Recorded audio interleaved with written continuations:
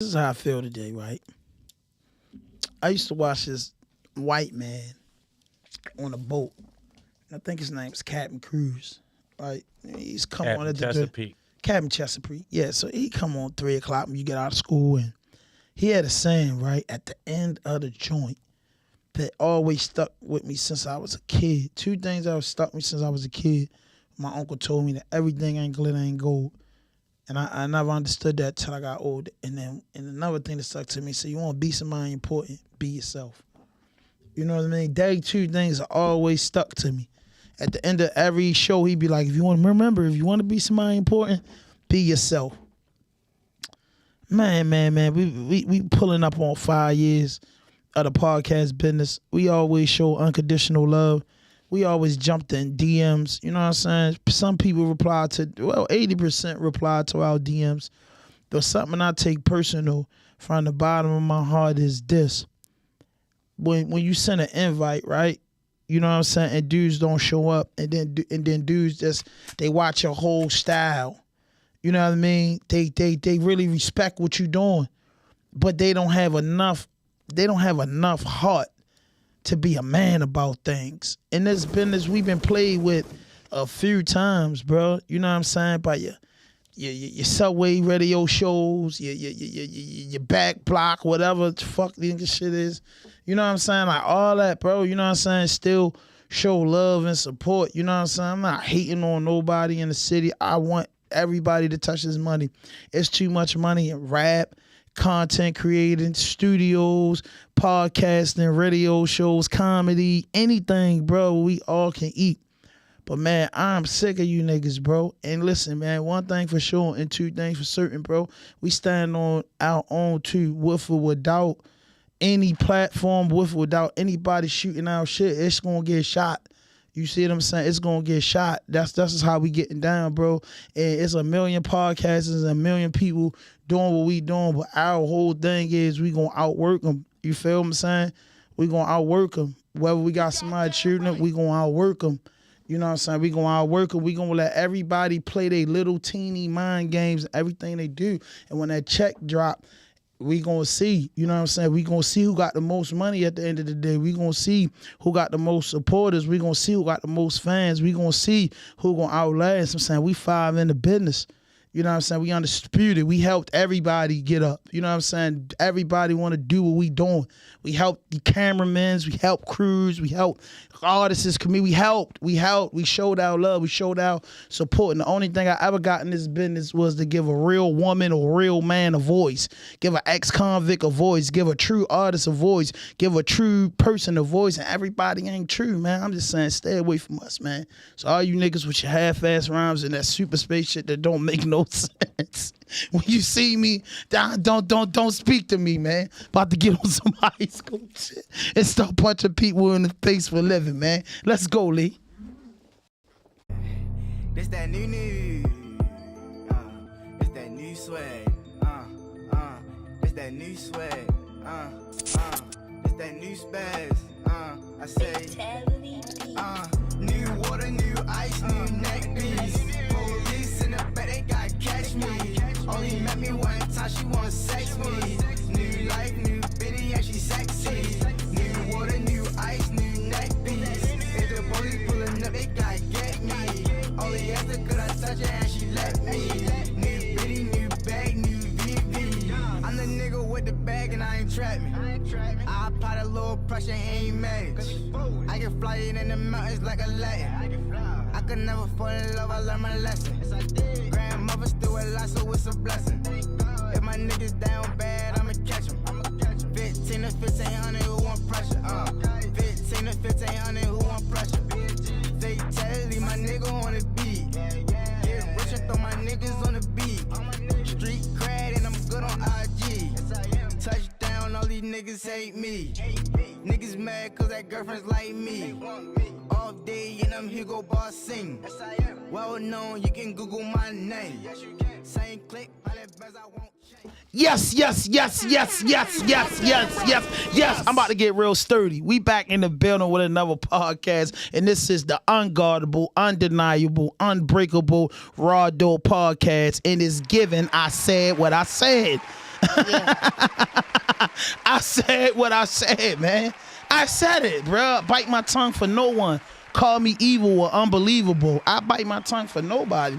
Y'all niggas ain't gang no enemy, but y'all lost me as a supporter. And that's just it. That's just all. Bro, I ain't playing no games about my product and what we stand on, man. We stand on business, bro. You ain't got to believe in us. We believe in us. You know what I'm saying? You ain't got to holler at us. We hollering at ourselves. But when it comes to funny people, hilarious people, and people like myself, who took their time and build their brand, who work 12-hour shifts and still hit the club, who show up to every interview, who build her platform off of her phone, man, and took it to the next level, man. She's a powerful female. She's one of my favorite comedians. I think she's going to go further than Monique. Shout out to Monique. But I got the gorgeous and my Doug in the building, Cheche the comedian. What's happening? Yeah, what's going on? I like that. I'm bringing you on tour. Yeah. You gonna be my host. Yes. Hey, digital, the unguardable, unbreakable digital empath studio on the boards, leader genius. You know what I mean? Y'all keep hollering at my man. Go ahead and holler at my man and run him up. You feel what I'm saying? But I'm just saying, man, we cutting cords, man. Kenny Fashon in the building, scared half to death, because I'm... That's my man. He don't bring scared business. Okay, but the day you saying you want me to watch it, we got Cheche here. We funny. Saying, you love comedians and comedians. We funny. Michael Blackson, Slick, Kevin Hart. Kevin Hart didn't find it funny. It's just the business, bro. We all just entertainment. It's not real, right? It's right. It's all entertainment, right? It's not real. Fuck, the dude just asked me with the vodka or something to do a fake beef. Like, come on, man, stop it. You know what I mean? Chi, what's up, man? What's up with you? Ain't shit cool, and staying funny, staying relevant. You only as good as what you doing now. So how many years has it been now since you've been killing the internet and vibing? I'm 3 years in now. Yeah, that's beautiful. Yeah. Consistent. Yeah. So listen, man, from when you started, because we interviewed you early on when you was just getting started, and that's what we like to do. That's what we specialize in. So all you guys after this, make sure y'all book an interviewer. You get what I'm saying after that, because y'all watching every move, so do it. The Smoke Shop, Lil Nico, make sure you get Cheche on there. Oh, you know what I'm saying? On there. Okay, all right. You know what I'm saying? Yeah, you know what I mean? Let's get them on there, man. Allie Hoop it around. She's available for all content creators to do interviews, and we will leave herself in the description, bro. You got to do it. But just remember, man, Chi, where your first interview was at? You already know. The difference between me and them. We like to be first. He can't handle it. He loves it. Lee sweating in his drawers. He said the sponsor's going to clip us. Hey, yo. So, Cheche, the last 3 years, how has it been? Talk to us about it. It's been dope. I've been catching so many blessings, getting a chance to do the comedy club, the biggest, the Comedy Factory, Foul City, putting on Foul City. So I've been blessed. I done did it now about 9 times. So I'm coming up and, it's going good. That's your favorite spot to do it at? That's your favorite spot, only right? because it be so sold out and it be like the Baltimore people. That's my spot too. I'm always out It's there. another comedy club. I ain't gonna say their name because I ain't trying to get canceled nor sued. But it's another comedy club that's rather big too, but it's not our people. It's different. Yeah. Different crowd. I'll perform for whoever, but when it's our people, the people that you walk outside and see every day, and you can get them to laugh. Because them motherfuckers waiting to boo. You can see it in their face. The bitch came with the booze in their pocket. Like, bitch, I wish you wasn't funny. So, yeah, I love doing the Comedy Factory, and I love touring the other cities, probably Chicago and Atlanta being my favorite. Chicago is the hub of comedy.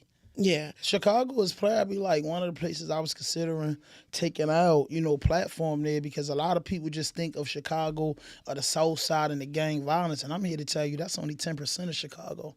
Yeah. You know what I mean? Google it. It's 10%. Chicago's a beautiful place, and it's like a baby New York. It's like a baby California, because a lot of stars are born there. I'm talking about all the way around the board. Yeah, they got Harper Studio there, Oprah Studio there. Funny people down there. Yeah, and they got a few good comedy clubs, right?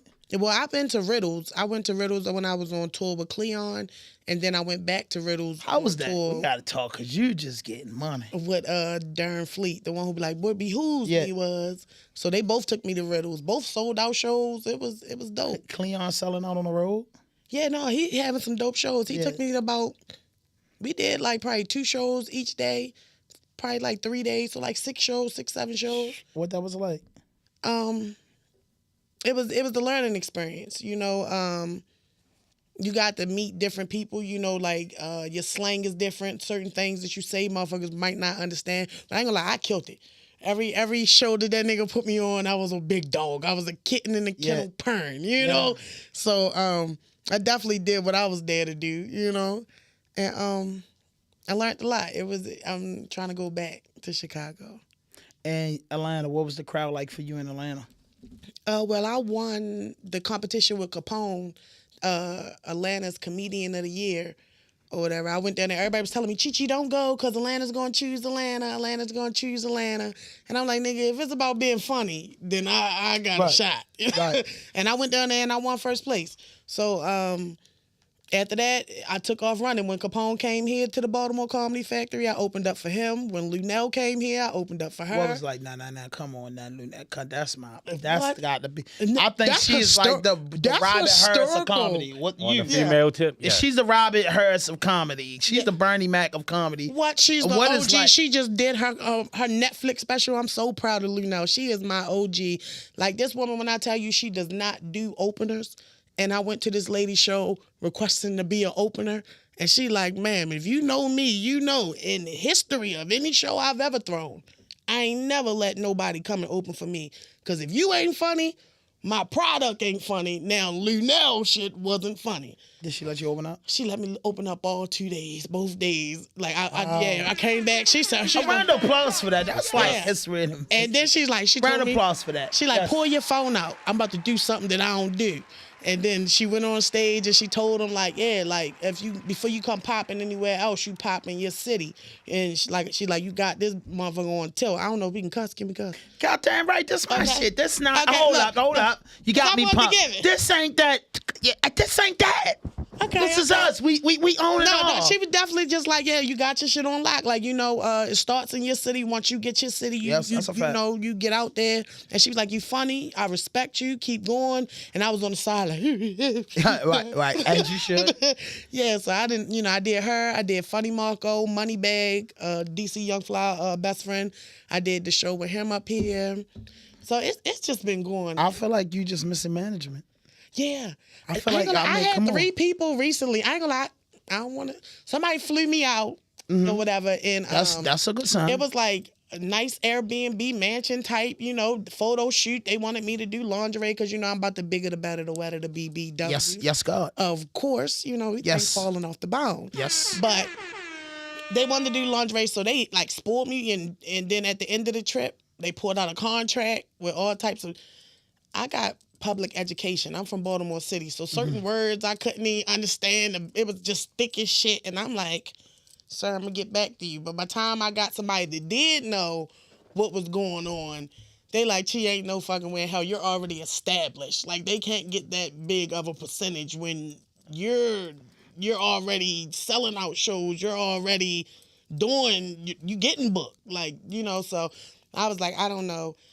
And then I had one other young lady, but she played with my money. I had to really like put it on the internet, and I've never put on the internet about me not being paid, but I saw it. I had did something that I never do. I always get deposits. I always, you know, lock my shit in. But for this person in particular, I was trusting her, you know, and what she was saying to me or whatever. And that lady did not try to pay me my money until about 50 people threatened her, and then she gave me my money.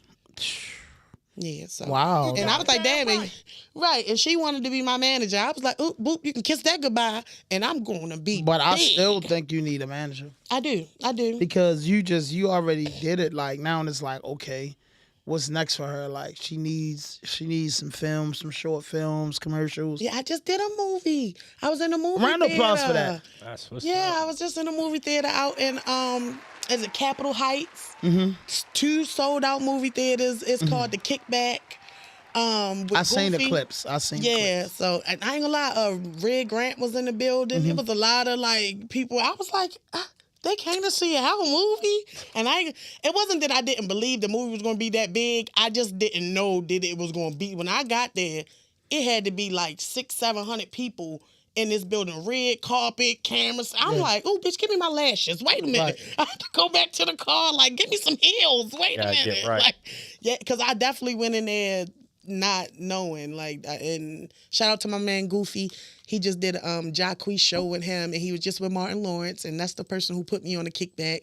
So he's a comedian from the DMV, hilarious brother, and he loves me. He be putting me on stuff, like, and I really appreciate it. Because a lot of times when people shine, and they don't think about, helping nobody else out. They be like, I'm in it, it's me, I'm doing it. No, he the type that's going to grab the people that was good. That's why I'm glad we never been on that tip. That's why I say what I said. Yo, we always kept it 100. We was always for the people. We always trying to work with everybody. Yeah. You know what I'm saying? We always try to work with everybody, you know what I'm saying? And then dudes that work with us and dudes that sold us dreams. And like you said in the business with the lady that took money for you, like bro, 90% of the people that do fuck shit are not violent people. And the minute you heard them, they're going to testify or they're going to run. Okay. So it's like, bro, why we can't do straight up business? Why we can't be humble individual, us as culture? You know what I'm saying? Why we just can't do good business as black people to one another? And why we can't show respect? She was and even with me, it was the fact that after the next day she posted and was like, yeah, she was the best one. And I just want to say thank her. Yeah.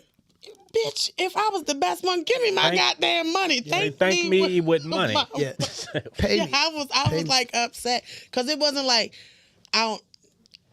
she don't know what my situation was. Even though it was like my best friend was like, "Chi, it's not like you stressed." But if I come and perform, I want my damn money. Don't nobody work for free. Exactly. So I'm like, if it was anybody else, if it was a comedian that you felt as though is established or is a somebody of a high ranking, you wouldn't have dared play with their money. You would have thought their ass was you would have been sued or something. I was like, so you're not ready to play with mine.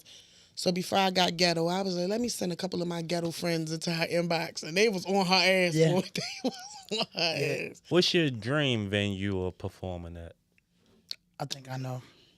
Can I take a wild guess? Yeah. The Symphony Hall for Baltimore. We talking about yeah. Is that like the Hippodrome? It's better. It's better. But they on the same level as the Hippodrome, though. Yeah. They on the same level. Yes. Yeah. We have the Meyerhoff and the Hippodrome. That's like the biggest place. Or I would want to do an arena because I did the arena in Atlantic City, and that was life-changing. Like, Fats, when I say I ran out there, and like when I say it was so many people, like, I was like, like I had to really like let it out. And then I ain't gonna lie, I ate so hard to the point where when I came off stage, they was just like, whew. Like everybody was giving me videos like, yo, you was the funniest one. Yeah. 3 girls invited me back to that room. Like, when you perform like that, your night's supposed to end good. I was like, damn, what we gonna do? Where we gonna get some from? Because I ain't got none. Like, right. So yeah, no, but I want to do the arena or the Hippodrome only because I seen Chris Rock in there, and it was like inspiring to see him do his Netflix in our city. You know, I'd be like, nigga, you want to come to Baltimore? Yeah, niggas want to leave Baltimore. You want to come?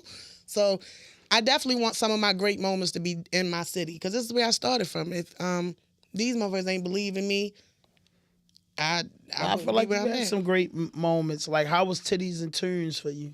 Oh, no. Oh, yeah. 2 years strong. My karaoke, thanks to you. Yeah. You definitely put me on the Titties and Tunes.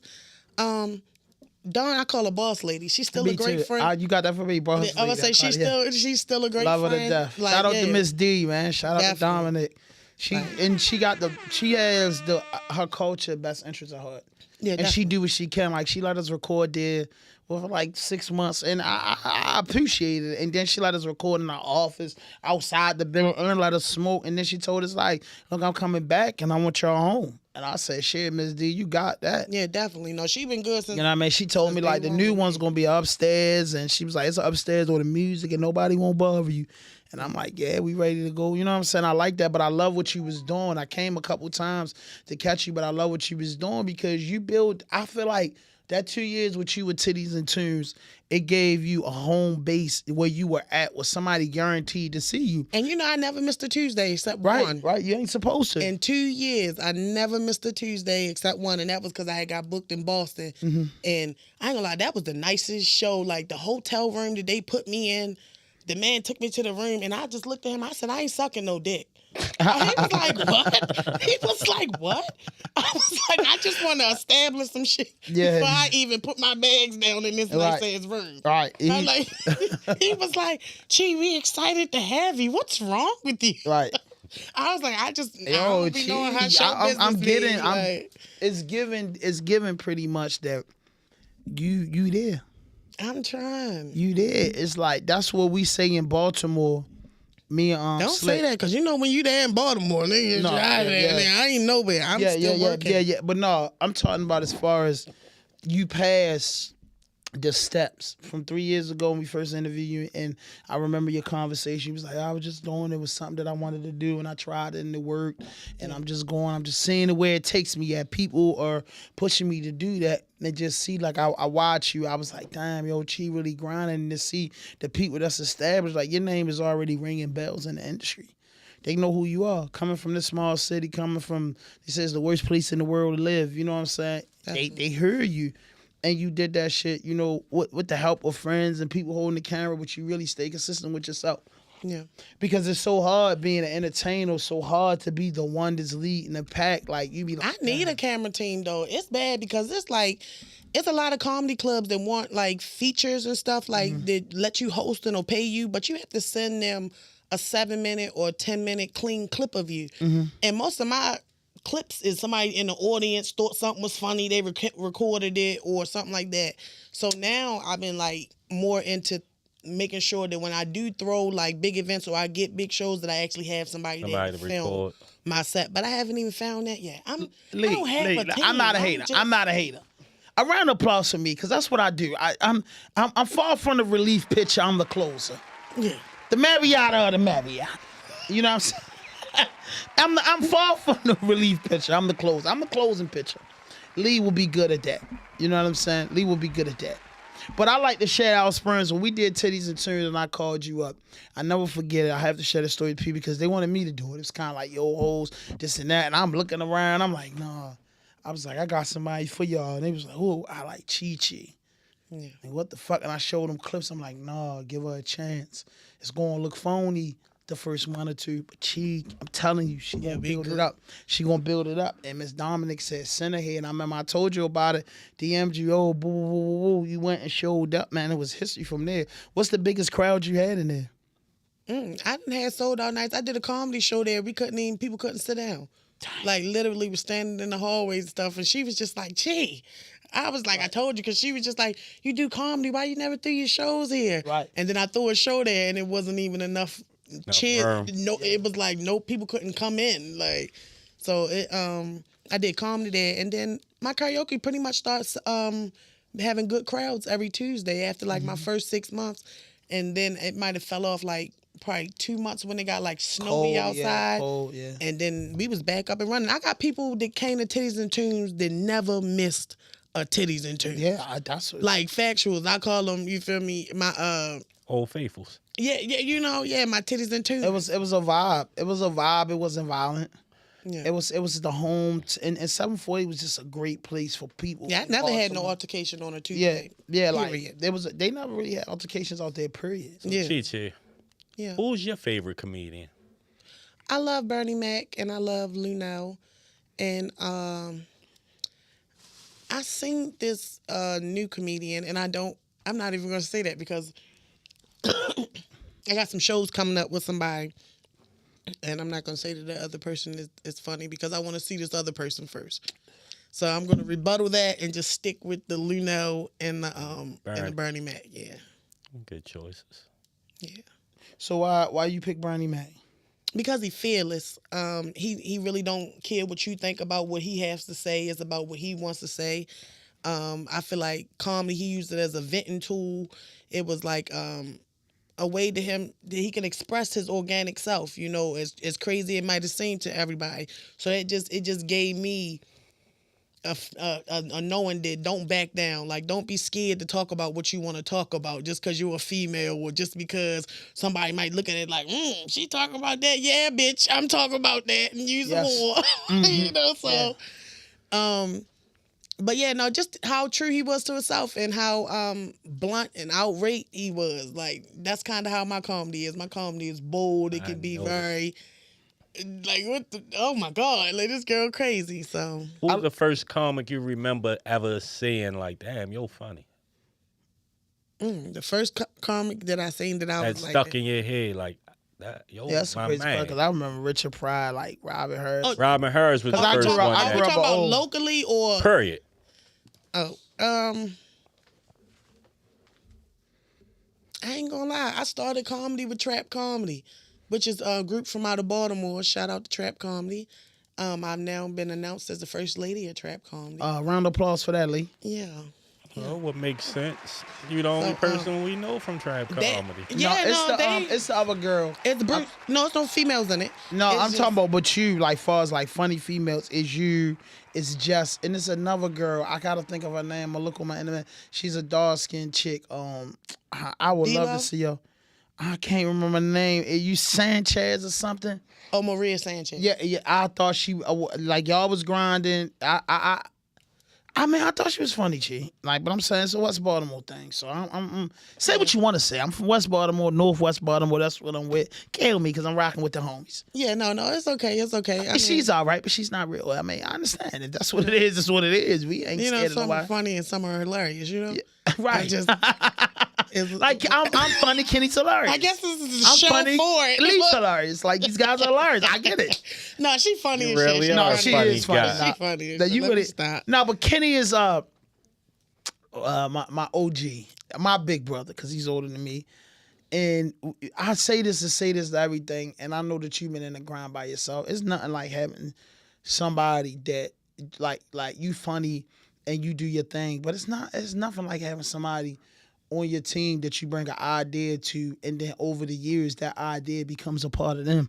Yeah. You get what I'm saying? Like, for real, this is what me and this man did, building this brand. Like, the idea was mine. You know what I mean? I take blame for that. But then after that, it was like, boy, we've been on this boat so long that it's ours. Yeah. You know what I'm saying? We've been grinding, and I feel like that's what she missing. Like you say, you don't have a camera crew. Like, camera crew should be on top of that to get there. Because what if, tomorrow you can get the phone call and they say, we want you to have your own Netflix series, which will be crazy to me because you're a fresh comedian that the globe doesn't know. Right. And just for you to have a fresh Netflix series will be bananas because you will create so many fans because every day people looking for new stuff. We all buy new shoes. We buy new underwear. We get new tubes of toothpaste because we got to have it. People in the comedy world, like, he's a comedy freak. He go to Comedy Factory so much, I'd be like, bro, I can't really sit in no comedy show. So now I'm going to go with him Saturday. Okay. Because I just want to, I just don't think I'm going to laugh. Who they got down there this Saturday? Coco Brown. See, that's what I'm saying. He know people I never heard of. Okay. You know that person? Yeah. Well, I seen her on a few shows. I haven't had a show with her. I don't think. She funny? I don't know. I ain't see her work. Who the funniest females outside of you and Jess? In Baltimore? Yeah. Oh, I'm going to step on it. Yeah. Stiletto. Mm-hmm. Stiletto pumps in the club. They sleep on Stiletto. Stiletto is a room shaker. That woman is an established comedian. She is the only female comedian in Baltimore, besides myself, that I seen throw a show and it be 200-300 heads in there. Fact. Like, her drinks, she call them Bernie Macs, Richard Pryor. All her drinks, her show. Like, it's the whole Stiletto experience. Like, big shout out to her. She is hilarious. Another funny female. Mm-hmm. I'm gonna give it to her. Maria Sanchez is definitely funny. She's definitely funny. No, she's definitely funny. She's definitely funny. And she grinded. She worked her way up. Yeah. You know what I mean? That's what I said. I don't know. Because I got podcast beefs. You got comedy beefs. It's not. I don't have a podcast beef. No. You can't. I just gonna say how I feel. If anybody know me in the business and gonna know, they gonna like, yo, Fashon gonna say how he feel. I'm not playing because I don't do no faking. I don't do no lying. I don't do no stunting. When you meet me, I am 100% myself. So when you get to throwing sugar in, I like black coffee. Now, I'm capping right now. Yeah, you being funny. That's what. Right now, because I don't have no issue with her. Like, she's funny. You know, in the comedy world, it's not a lot of funny females in Baltimore. Mm-hmm. And if I had to say, she would be one of them. There you go. That's as good as it gets. Yeah, she's funny. No hate. Like I can't really why you name. gotta keep? But why you gotta keep on saying I can name good podcasters. I can name good podcasters and good radio shows, but none of them can fuck with me. You know what I mean? Like, I don't care. None of y'all can fuck with me. Y'all been doing it before me. All y'all get together. We had a competition. Yeah, like, I don't care. And me and her was the last ones. Yeah. Right. They got comedy battle rap out this. Yeah, exactly. For real. No, joke for real. And like we got everybody out of there, and it was me and her. And I was like, God, this mother. She funny. You don't know Maria. She's so funny. I've been following her for a while. Matter of fact, that's what I'm doing, man. We dedicating August to the females. Yeah. I ain't messing with y'all dudes, man. Like, cause this October, what you say? That's in February. That's Valentine's Day. My bad. You know? I'm trying to get to 2024. I'm trying to get to 2024. I'm sorry. 2024. I think we gonna get the big bag. Yeah, that's our year. I think I'm gonna get the bag in 2024. I really do. Months off. I don't care, Kenny. You know what I meant. I would like to see them. You know what I'm saying? Like, we do the 5-year anniversary. I don't know. I want you to come to our 5-year anniversary. Okay. I don't know what we doing or how we going to do it. I might just have a get together and just be cool. You know what I'm saying? That's just the only tip that I'm on. Okay. You know what I mean? So, that's it. So, what's next for you? Well, October the 20th. Well, I got a show tomorrow up at Sully's Comedy Club. It's Snow's birthday trap comedy. Mm-hmm. It's a roasting show, so we're going to be packing his ass down. You know, I can't wait to talk about him. Then I got the 17th, D.C., a show in D.C., the 22nd is my show. My show, again, at Sully's Comedy Cellar. The 22nd, we're celebrating Chi and my many accomplishments that I'll share with y'all that I have done and coming up. So I'll be dropping a lot of bombs at this show on the 22nd. I got a lot of dope people. Walt from Black Ink going to be there. K-Rock going to be there. Just Call Me Smooth gonna be there. You know, all the people from the Baltimore area. K-Rock, the funniest shit what K-Rock was doing them skits like he had the joint. He's a legend. Yeah, I would love to see him do that on stage, bro. I be telling him that. Dude, bring some people. That shit was so funny because he had an old guy on there. So it was down Ricestown Road, the down bottom. You know, if you from a Park Heights or Ricestown, you call where he was at down bottom by Park Sargent. Just so the dude came around the block and hopped up to holler at somebody. They jump in his car and pull out with the dude. Man, they come around the block with the car. So Uncle run in. So K-Rock fuck with him like, hey, what the fuck? Hey, sit your car.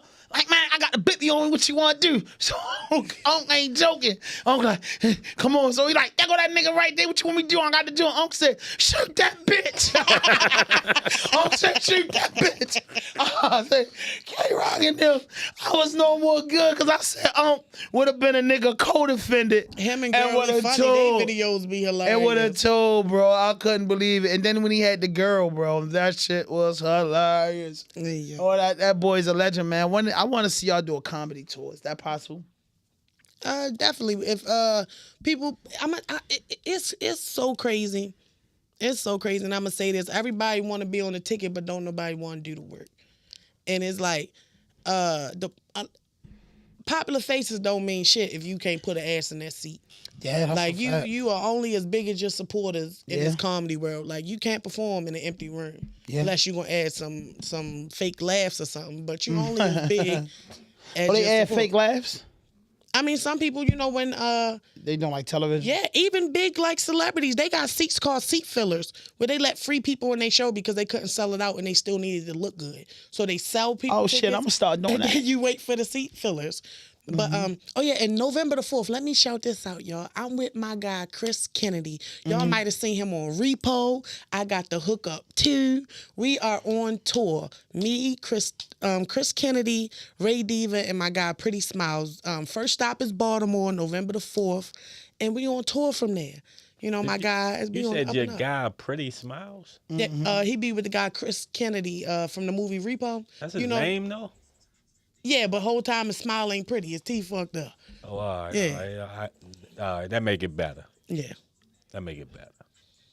Chi get the yayo. I think that need to be a hook. Hey, Lee, can you make that hook for? That's my cash app. I like Chi get the yayo.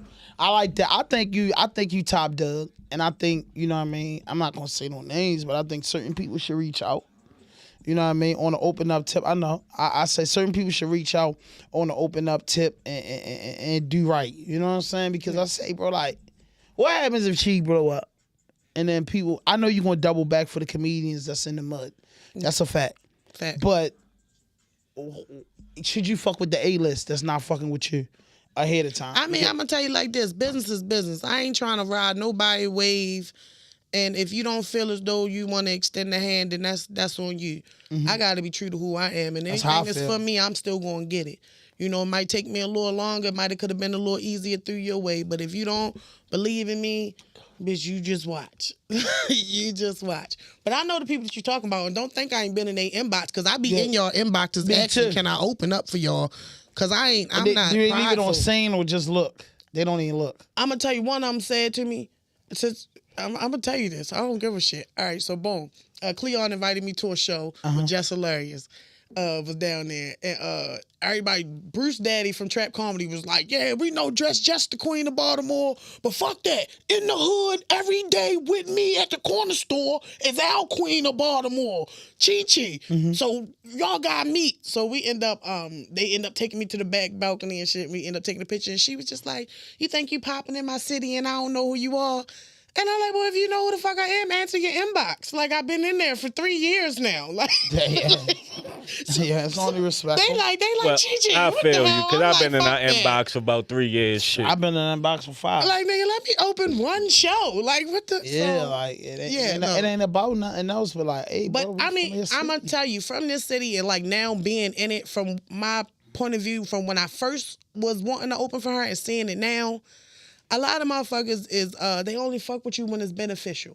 Like literally. Right. Like literally, when you're up here, you have so many, I believe in you, you need anything, I got you. But when nobody ever tells you, this shit slows down. You know, when they say you got the wave, what does a wave do? A wave go up and then where it come?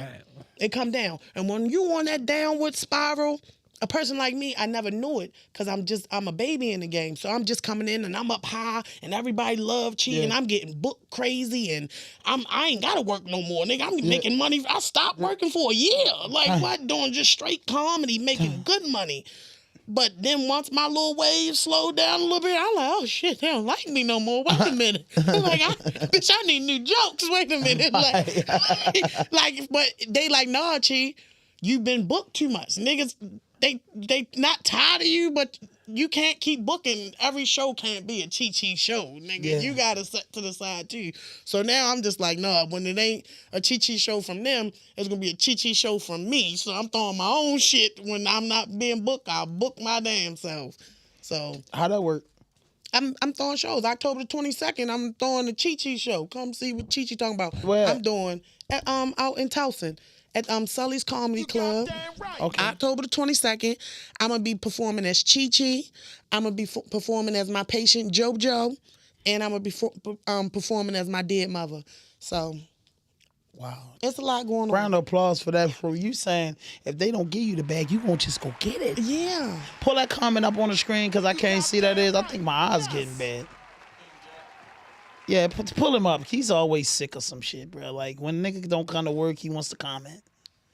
Yeah, face blue, smiling face. What the fuck?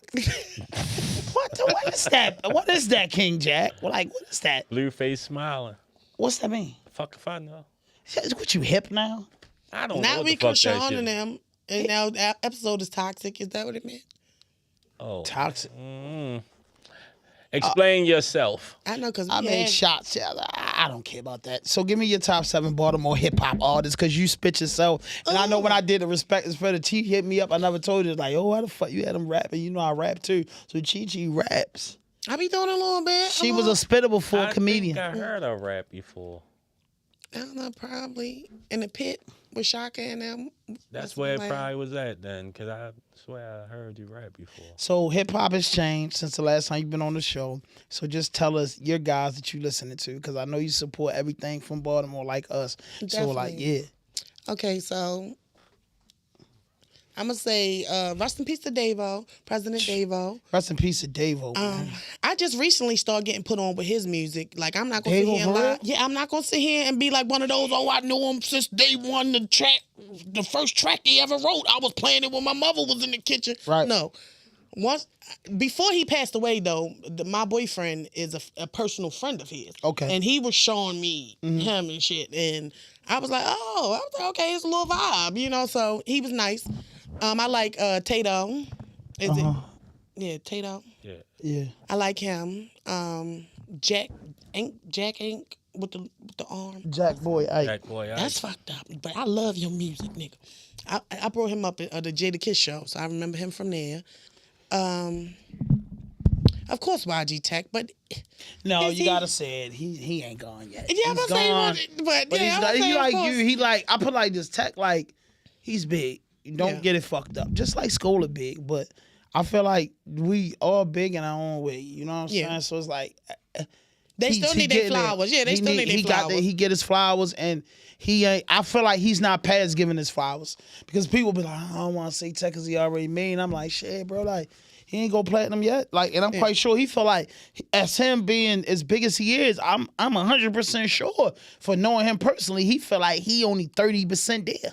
Okay. He don't, because I've been doing this shit for 5 years and I only feel like I passed over 20%. So it's just like when you work you definitely heavy in the streets because I was on some manager shit. Like when I was trying to switch over my money bag a little bit, they was like, you can get me on the RawDope Podcast. I was like, shit, I mean, that's my cousin. I mean, we work for it, but they don't fuck with us. You know what I'm saying? You know that cheat. Like you in the comedian world. Like one thing I say is you lost me as a supporter, but you didn't gain an enemy.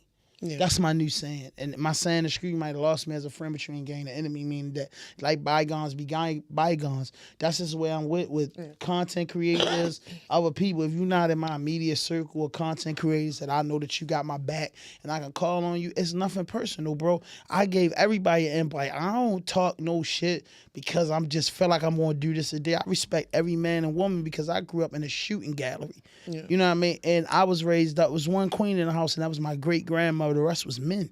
So I stand on something different. And a lot of dudes just play so many games, and then we be like, bro, the game ran out. I ain't playing. You know what I mean? I ain't hollering at you no more. I support everybody. My paper trail show that I support everybody. Yeah. It's one thing saying that my paper trail support everybody. My DM support everybody. I tell people, I take it personal, brother. I invite you and you tell me that you coming and you don't come 2-3 times, then man, you playing with me. The first time something happened, the second time something might happen, the third time something might happen. Freak accident happen every time. But when it start getting to 4 over 5, man, you don't fuck with me. Yeah, you know what I'm saying? We don't fuck with. We ain't going to play like exactly. We not going to play. And now I got invitations. Oh, we're gonna have RawDope Radio. We're gonna do this and we gonna do that. It's gonna be on the subway. We gonna do it this and that. And then next thing you know, everybody on it but us. I'm lying on my phone, Kenny. I'm not lying. Meetings, everything. I'm lying. And it don't go down.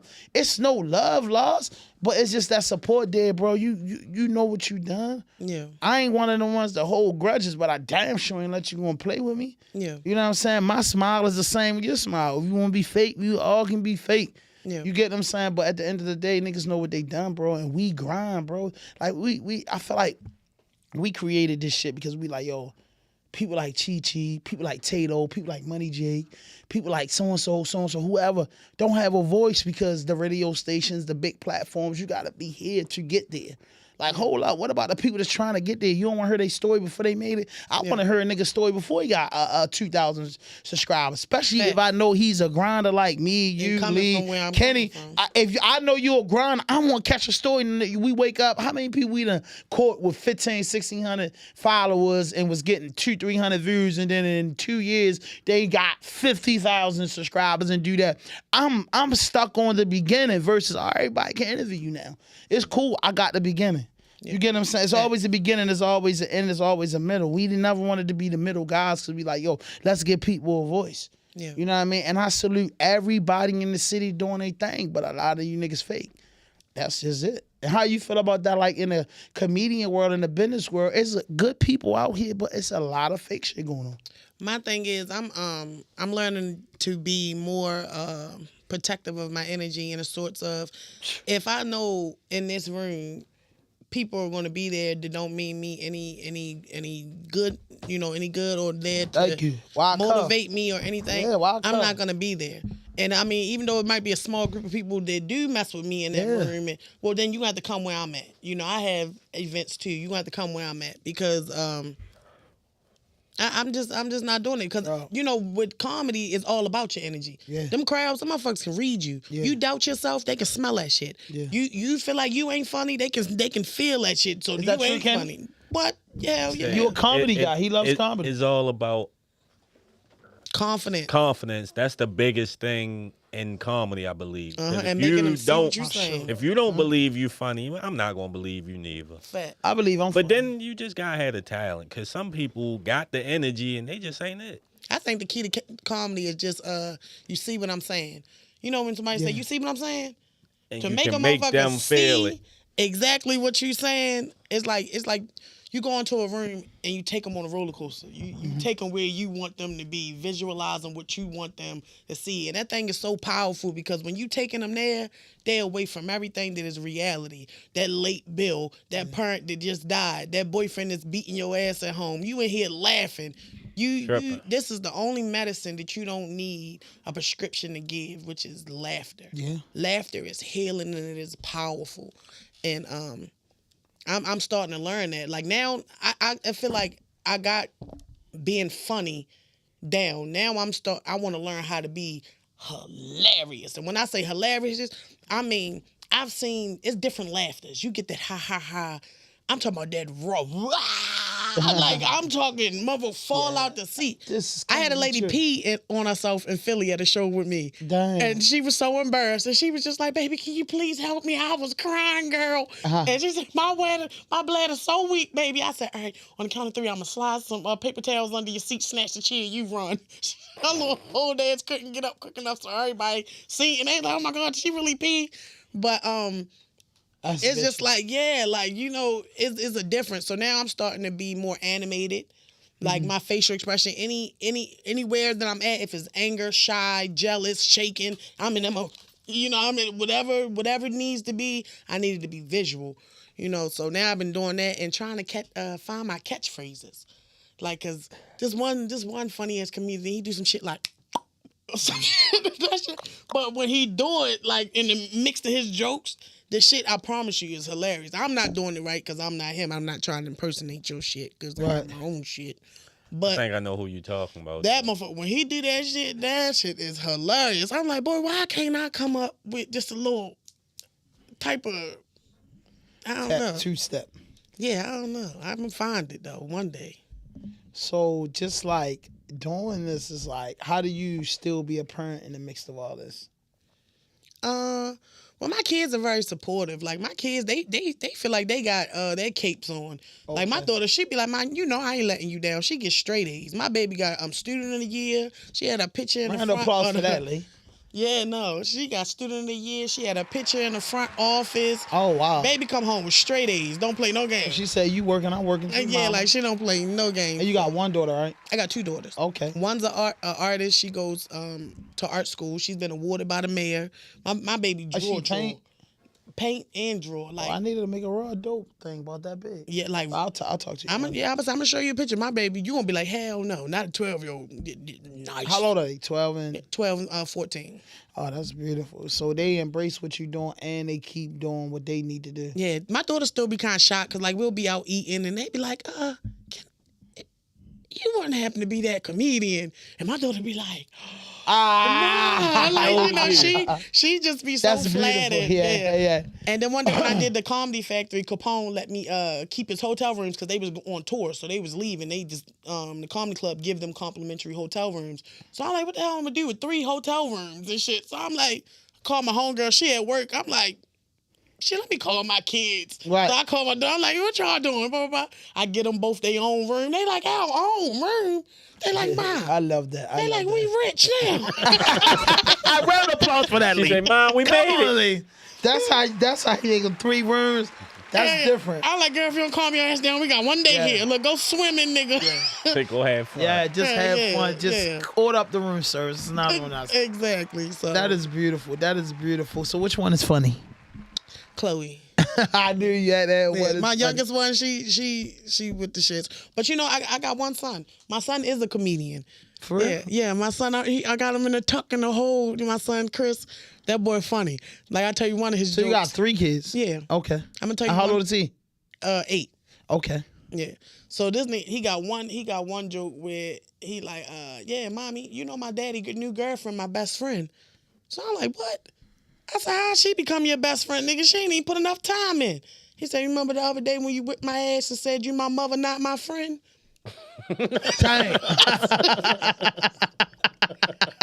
I said, I never tell a nigga that shit again. I like that. Because I was like, I do be saying that shit. I'm not your little friend. Hey, my daddy. Everybody my heard friend. that from their mother. Yeah, I said, fuck that nigga. I'm your friend. I'm your friend.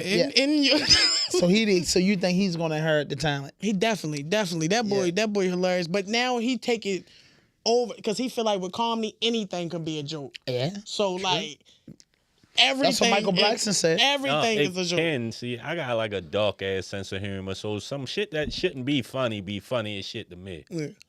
Like my father was sick one time. I can't I see some shit that's dumbass funny to me, and I'm like, who the fuck can I actually send this to that'll get it how I get it? Yeah. There's only one person I can fuck with like that because they fucked up like me, I guess. They humor fucked up like mine. Yeah, I be dying at all the wrong shit. Like I went to this one show. Well, I was about to say my son other joke. My father was sick and shit in the living room. He was like, well, that's the only place you can't die is the living room. Get it? Living room. But this nigga really over there dying. I'm like, what the fuck? I had to call an ambulance. He ain't died, did he? No, he had to go to the ambulance though. He had to definitely got checked in. My man really making jokes while nigga dying. He's a Michael Blackson to the heart. I like this is the wrong time. But no, I went to a show. It was a Trump show, and I was laughing. Donald Trump. Yeah, I was laughing at all the wrong shit, yo. Yeah. And it was like my own people was like, bitch, you need to go. Yeah, like. Yeah, they was, because they was like, y'all call us privileged, but y'all got Black History Month. Where the fuck is White History Month? It is. It's part of Black History Month. Yo, it's fucking grandfather whooping our ass. Like, what the fuck you talking about? Then he like, then, if we so privileged, why I can't say it? I say it right now. Oh, y'all was joking, roasting Joe? No, this is a white comedian at a Trump show giving jokes in front of Black people. Right. And he was like, y'all say that we so privileged, but then you tell me it's something I can't say. Right. He said, how I'm privileged, but I can't say. He said, I say it right now. I done whooped his ass. Yo, that shit ain't funny. He took all the air out the room. All the comedians on the edge of their seat, they like, gee, we whipping his ass because they done came with me. So, so they like, we is whipping. So he like, I say it. He like, I was Nigel. And yo, he called it Nigel. I like that. That's a new word.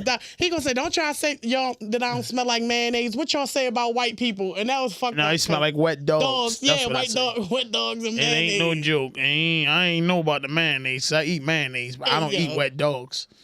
You right or wrong? Can you eat wet dogs? I ate a little Chinese food. Yeah, I mean, we all probably ate a dog that we know. King, what did King Jack say? Get your money, fam. It's coming. Oh, my God. Now they're giving Cheche a I hate when people do that, fans and stuff, because he should have been at work today. So when you don't come to work, you a fan. I like fans. You know what I mean? I like fans. Definitely. You know what I mean? So you think when you make it rich that when Black people fighting in the spot, would you tell the people in the restaurant you're uncomfortable? When I make it rich, what I tell them that I'm uncomfortable. And you make it big, because let me tell you the story, because Kenny hate me. I was in a very nice restaurant. Sucker. And a beautiful Black lady, probably 70 years old, brought her ignorant grandsons with no home training into a 5-star restaurant. I'm at the bar, minding my business with the good people minding their business. Next thing you know, we heard a rumble. And what is this? It's not supposed to happen in this community. He flips the table over and challenges his brother. So the man come, the bartender, and the owner come ask everybody okay. And he asked me, is you okay? I told him I feel threatened. I said I feel threatened, and I think these people should be removed. So they say that I'm a bad guy. So what I'm saying, they say I switched up. So I'm asking you, can I switch up? No, he's reserving the right to be safe. Exactly. Reserving his right to act like a motherfucking sucker in that establishment. I can't. Lee the genius. What do you say? For now, you feel threatened. Fuck Lee, out cut of the here. mic. That nigga was trying to get a free meal. Like, yeah, I'm threatened. No, I felt I don't want to pay for still no had food to pay in the this 120. establishment. To see, well, you wasn't threatened enough. No, I was threatened. You wasn't meaning threatened that I enough. was going to not pay the bill and leave, but they escorted him out. And I said that was the proper thing to do.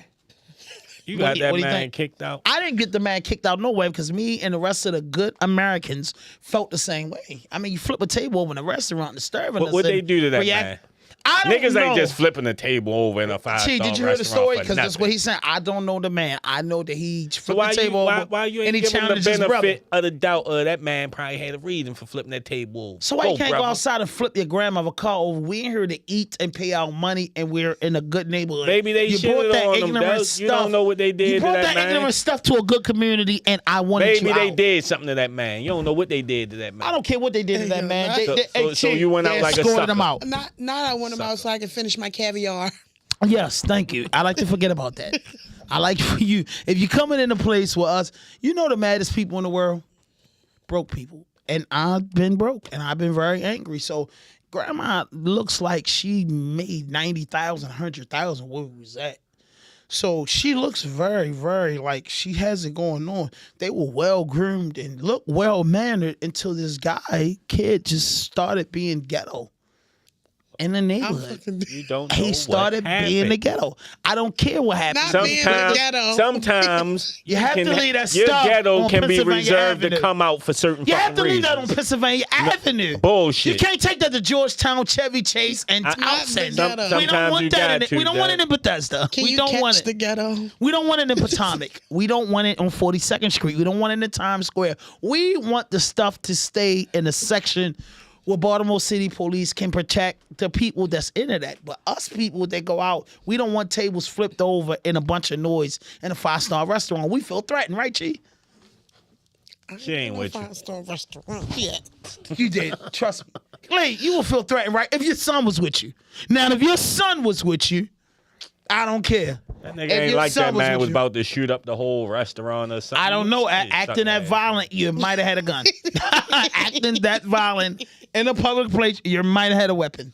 It's a lot of mass shootings going on. I just told them, hey, they're mad at me, Chi. I didn't bother that boy. I didn't say that. I just this said, the Jimmy Kimmel side coming out of him. yes, I told them respectfully that they asked me, was I okay? I didn't go and approach them Why people. you tell this I story didn't on come- camera? I don't care because I didn't cheat. I didn't approach them people. I didn't call 911. I didn't do no He shit. The dry man snitch. asked me, was I okay? And I said, I feel threatened. Dry What snitch. the fuck did I do wrong? Chi, are you okay? No, I feel threatened. Exactly. What is wrong? That's her opinion. I got my own opinion, dog. When you start feeling threatened by actions over there, nigga, we done been outside, niggas get to shooting down the block. You not threatened down Because all we of a went in sudden. You those places threatened. where that happens at. So you have to Lord. adapt to the environment. But this is not where it happens at. So I was devastated. That nigga said, did you not know we're eating caviar and shaved ice? Exactly. No. Did you not know that we? Did you not know this is not a place for that? Like, come on. Then he had sweatpants on coming into these people's restaurant. I knew it was gonna be trouble. Yeah. Now I mean, he had the karate with the sweatpants on. Everybody was groomed real nice. I said, I just glanced over I like was shorty or hard embarrassed. head. My cousin took me to a nice restaurant. I got a cousin, right? And he is real big on making me feel as I'm supposed to feel as a woman and Right. treated as such. Ain't nothing wrong with that. Shout out Like- to cuz. Fancy restaurant. And I mean, my blood cousin. I used to think it was a little weird. Like, you ain't got a girlfriend to do this shit with. But after I realized, I was like, oh, this is like a life lesson. He trying He took to me put to a you on the restaurant. game. And I couldn't read the menu, so I ordered French fries. And the lady was like, French fry? She was like, no French fry. I was like, French fry. She was like, no French fry. I said, bitch, French. He was like, gee, they don't serve French fries here. I said, you mean to tell me this No whole French fries ain't and on- wings. Now I don't went to nice restaurants. They told me I had no buffalo I don't wings. wanna be I got anywhere I without got to French getting fries. dressed, put my jacket on. No, you can't do that here. All right, then they say they got something stupid, like spinach dip or Amazing. I'm I mean, like it her. is, but I'm just saying. I can't it's even just- read them menus and them. That's why you gotta ask them, what is your popular dish? When you can't read something, just say, what is your popular dish? If you come in there and you gotta act like you smart sometimes, bro. You gotta be like, what is your popular dish? Well, then nigga, learn how to read. What if sushi they popular dish? I don't like sushi. What the fuck am I gonna do with that shit? Sushi is like a entree. It's not a main course. You said popular dish. I just throw a name out. Yeah, popular dish. What if they popular dish is some shit I don't fuck with? Oyster with linguine. I don't fuck with that. Why not? You don't like linguine? I don't like oysters. But it's fried oysters with linguine. I'm not eating it. Why not? Because I'm not eating that shit. You like coconut shrimp?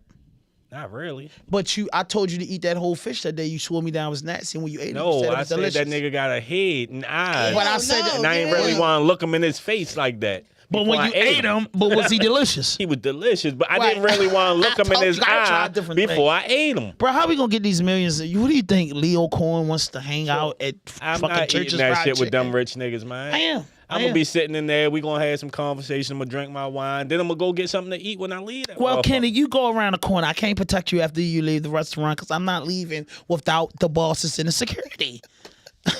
I'm good, my nigga. Go in up the church's fried chicken. Go in. Now, I don't eat that stuff no more. Yeah, I don't eat it. I don't want it. They gonna hate me because they gonna see somebody drop my food off to the fancy restaurant like, Chi, I know. Oh, you gotta keep the hot sauce in your bag. That's Grubhub at the door. Like in real.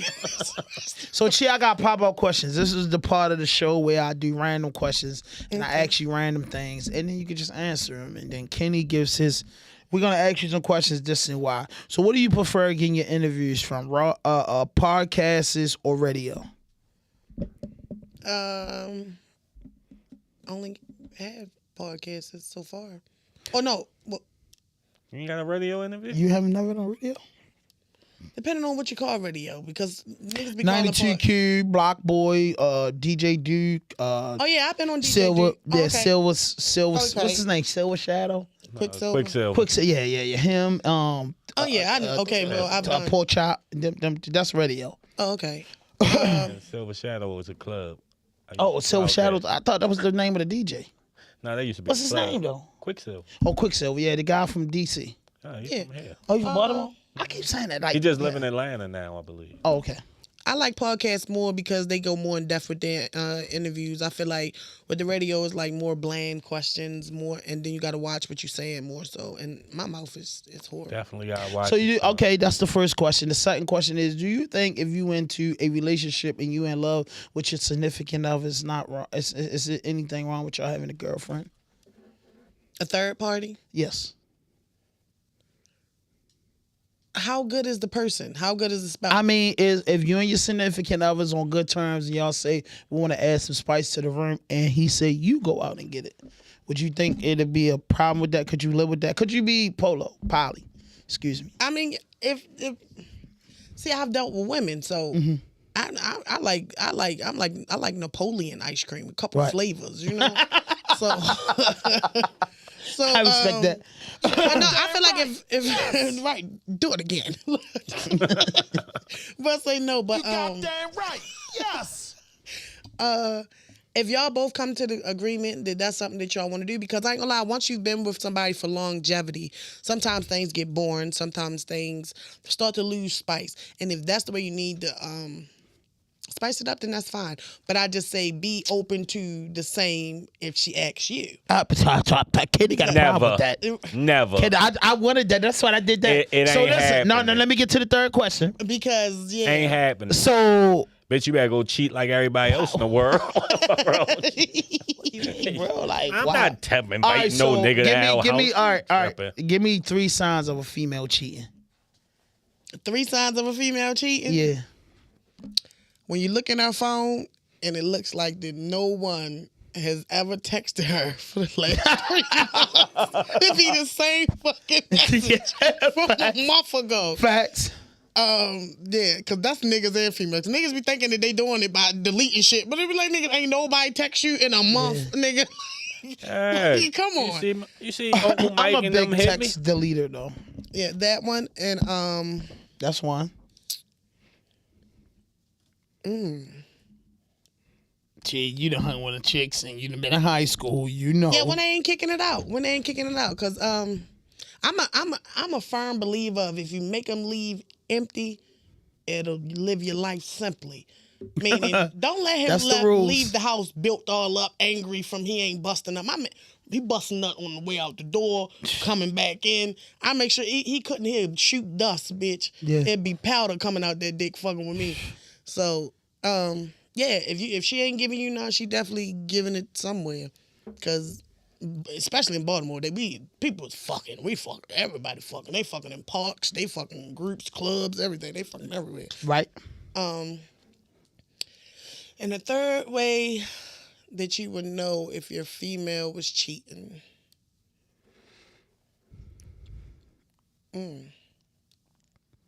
If she hang around a whole bunch of niggas. Because females be all that bro shit. That bro, bitch. I slapped shit out my bitch. She played a bro game. Yeah, like no. Because they don't be bros. They be niggas you stop fucking and you still don't be right now, it's your homeboy now. Girls believe that now, but my moves is that's how my homegirls is though. Yeah, I'm looking. Hold on, let me look at the camera. I fuck most of my homegirls. I never fuck none of my homegirls. I ain't never crossed that line. They my homegirl, but I used to be a nigga. How they become your homegirls? No, listen, they became my homegirls.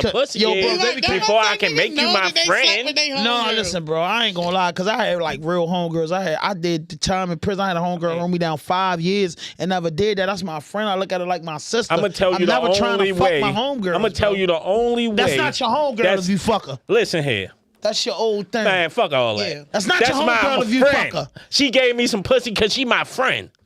We so friends that's a sexual now. friend. No, we friends. I don't even fuck her no more. We done. We ain't fucked in years. Now we can be friends. But if I never fucked her, how can I be a friend? I'm gonna be thinking about fucking you. How can we be friendly if I'm thinking about fucking? Exactly. So how can you fuck a chicken and say that's my friend? Because now I'm not worried about fucking you no more. I'm not thinking about fucking you no more. One time was good enough. Say, bro, I gotta get that shit out my mind before we can be friends. Like a rare quality, if that's the fact. Because I'm telling you, niggas definitely, and females. But I believe that with female. I can't do. I'm saying more than principle because I separate. Maybe because I've been in jail so much. And then you can't fuck nobody in there. No, I'm talking about I've been in jail so much that whereas though, bro, chicks said a nigga fucking or did something too, they ain't trying to holler at you. I need my motherfucking homegirls who just love me for me. Now, I was a convict, bro. See, I can't deal with a chick I was intimate with, and I'm in a situation. My homegirl gonna pick up and do with that. Once you stop fucking them and y'all become friends, then they just like a real friend. I never did that, bro. I never fucked a chick that became my homegirl later. Oh shit, my baby mama, my friend right now. I ain't fucked her since my son was in her. That's one of my best friends. I thought you always could fuck your baby mother. Though. That's a lie. Hell no. Oh. That was a myth. That's a deadbeat. That's a deadbeat if you can't still fuck your baby mother. You dumb. If you a good nigga to your kid, that's not real. I ain't gonna lie. I got one of the best children father in the world. When I say my baby father, that nigga a superhero, put the cape on. But when I say I ain't, because I know me. It don't even be him. And I ain't gonna say. I say I can get anything in the world from my baby mother except some pussy. But yeah, that's what I'm saying. Like, no, for real. No, and it's only because I'm not one of them females that can leave my feelings in the sheets. I'm gonna beat his new girl. Why you ain't got no babies? So no. You know what I mean? I ain't gonna kick. No, I'm just saying though, bro. Like, you don't know shit. No, listen, what I'm saying is, bro, if I put like to me having a kid is sacred, right?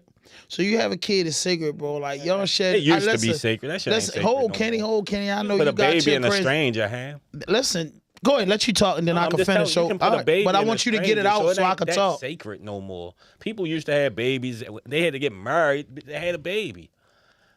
That ain't the world no more. That shit ain't really sacred no more.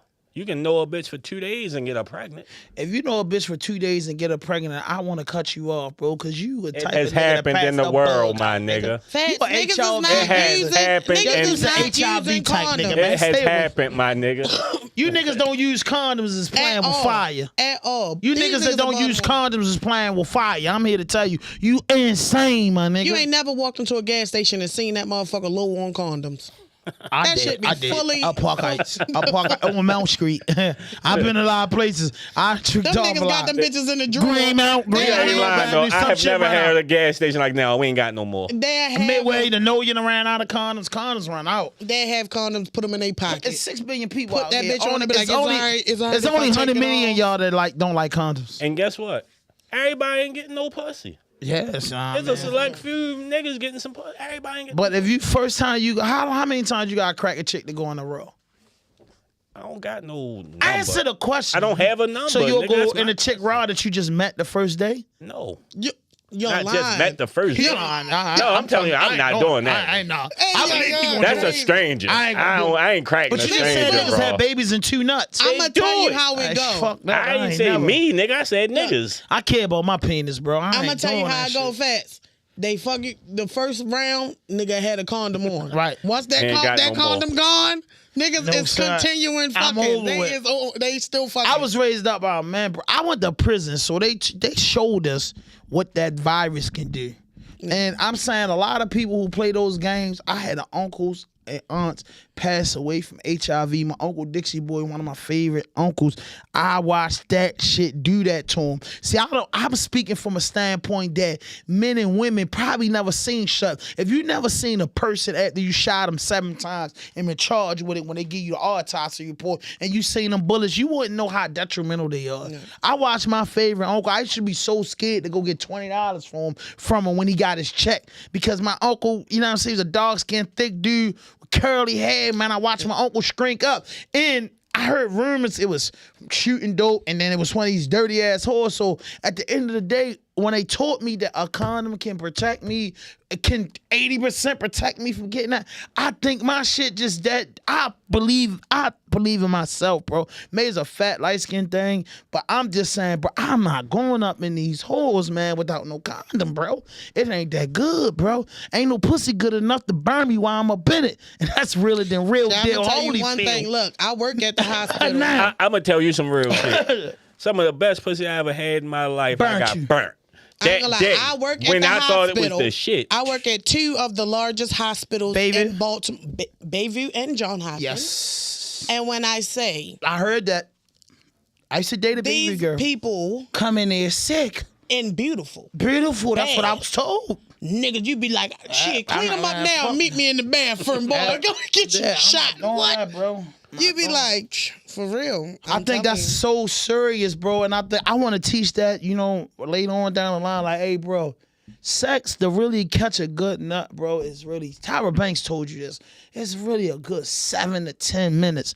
Bro, my life is worth more than 7 to 10 minutes. Bro, you go up in that joint, you stroke for 7 minutes, bro. 3 weeks later, man, you got that I dying slow, bro. Or you got an STD, bro. It comes a point in life, I care about me more than I care about busting a nut, because I'm telling you, Belladonna, Pinky, and them with that Vaseline works, bro. I'm not getting burnt by no horse, bro. Not in this day and age. I've been burnt before. Every man has to go through that. That I thank God Almighty that it wasn't my last day. Because when you say, like you say, when that shit happened one time, it could be your last time. Some dudes just did it one time and caught that shit, and they ain't no turning around. For real, did you see the video that was going viral? It was a girl. She was going around and she was like, "Yeah, I got herpes." No, she said she had AIDS. She said, "You're sick. You're sick. You're sick." She was like, "Yup." And the one that you thought you was taking from me, bitch, he's sick too. I said, "Oh Lord." Yeah. It was like in Atlanta. That or bitch something. Going to jail forever. Yeah, no, for real. So would you? Trying to kill so people. listen, let me ask you this. this. Now I'm asking you and T this question. Now this is real. This starting with you, Kenny. If a chick knowingly had HIV and had sex with you and gave it to you, would you report her? No, because I'm gonna be burying her. Okay. I'm gonna be burying her some goddamn way. Ain't gonna be no funeral. Ain't gonna find her body. But guess what? Let me say this to both of y'all, because you say you will bury him. How many people, and I'm gonna say this, one of the strongest women that I saw in my life was Magic Johnson's wife, Cookie. So I'm telling y'all that we always saying what we'll do. What if that person that you felt had feelings for and fell in love with it, y'all got 18, 2 years in, and they shared to you this shit? Because some of this shit can't be detected, bro. This is what I learned in prison. Some people got that shit and live in the way as though it's 0.0 in their system, but they have it. Symptomatic, yep. And they just and listen, some dudes are having sex with these women and they're not coming up with the shit. But what if she just be honest with you after you already in, but you're not sick yet? Then bitch, you wasn't honest, so you still get whacked. What are we talking about here? Okay, Chi, give me your opinion. If a guy did that to you and you went, just say, is it AIDS or what is it? No, I'm gonna give you a scenario, and then you could build on it. If you say, hey, listen, a guy you met and you've been intimate with him, you made him your boyfriend. Y'all been in a relationship for like a year, and just say you stumbled over the papers and see that he's HIV positive, but you go to the doctors, you get all these tests, and ain't nothing wrong with you. How would you approach that situation? I'm beating his head, and when he sleep, Is the relationship over? He's going to be in a coma. Fuck. Beat this. I'm putting all feet. Yo, I'm telling y'all though. I believe that y'all will kirk out. That's get hurt. But that's something in an intimate moment, I don't know, bro. That's something you get not hurt AIDS, of. bro. Like right, now, come on, chlamydia. Right, you burn nigga. Bitch, you dirty, bro. Yeah, you little hot. No, I said HIV. I didn't say AIDS because AIDS, you're not gonna have the strength to beat them up. Yeah, like it's gonna wipe you down. That shit wipe you down. The full blown AIDS situation wipe you out. I studied it. I read it. It wipes you out. You get what I'm saying? But the HIV, it's a known fact that it's a lot of Americans and foreigners living with it today. There's no magic. Kanye ain't lying. Anybody can make Magic. It's 0% in Magic blood right now. But we know he got it. We know Magic rich and he bought the cure, man. Do you believe that's a cure? For rich niggas like Magic, yes. I believe all that shit is man-made because ever since Corona came out, who you heard? Tell me one nigga you heard die from AIDS. Like how many people you heard die from Corona? How many people you heard die from AIDS? Everything went on vacation when Corona came out. There wasn't no other diseases. They be doing what they want to do in this healthcare system. Because one thing for certain, two things for sure, somebody gonna always be sick. Somebody always gonna need to be you in healthcare, so you know. Medicine. Right. I've been doing this shit 17 years. They're gonna always need medicine. And you know my favorite type of women? The biggest money maker in the world. All right, but I gotta get into, you know what is my biggest crush that I did for years? And I think the best thing to ever happen to women was scrubs. I want to bring out I think the Floyd English scrub sets because listen, going to a hospital and saying the scrubs is better than the strip club, bro. The scrubs only right if the body right. I don't get mad. Scrubs can like delete a whole nice body for real listen, sometimes. No, that's if they baggy. Yeah, some of them just gotta hide it, bro. Scrubs are better than leggings. No, they not. I'm telling you. No. Cheche, you in the medical field. I'm in the hospital every day right now. Leggings compress it. Leggings compress it. No, but the scrub, you got to be extremely fat to be fat. Now, if you fat as shit in scrubs, you all right. You that. That's why they the best. You that. Because leggings can make you look fat. Gotta be. Leggings can make a chick look fat, bro. Because they tight as shit, bro. They gonna bring a little onion butt up and poke it up a little bit. Then they got the shit that shake your ass. But them scrubs. That's why women love gray sweatpants. That's like a sundress. What, the gray sweatpants? What? So y'all be checking? Well, I don't even when I'm dating, nigga, I take that shit to fuck. You wear that in the house. Why? That's a girl. How you gonna tell a girl what makes sense? Cause they the best sweatpants to get for a nigga. They the ones we like. They go with your New Balance. Me and my homegirls, we be at the grocery market sometimes, and like when we waiting for our aunt to come out, we be watching and like we be calling it 8, 9, like maybe 6, like you know when we y'all fun. Y'all really calling numbers? Yeah, like you guessing, and then when they turn around, we see like the sweatpants from the back, and they turn around, we be like, "What you giving them?" I was like a 7. He turn around, you'll just see it. You feel me? It's like X-ray vision, baby. Like we in them. Kenny age. He ain't like us. We still funny and goofy. You don't get it. You feel? I know exactly what you're saying. We gotta rock the gray sweatpants, the skinny ones. Yeah. I'm just telling you, bro. Since a kid. When I get married, my husband gonna hate me because I'm doing calendars. Like I'm doing January, February, March. I seen you married on Facebook because I follow you on Facebook and it said you are now married. That's what it say when we pull it up.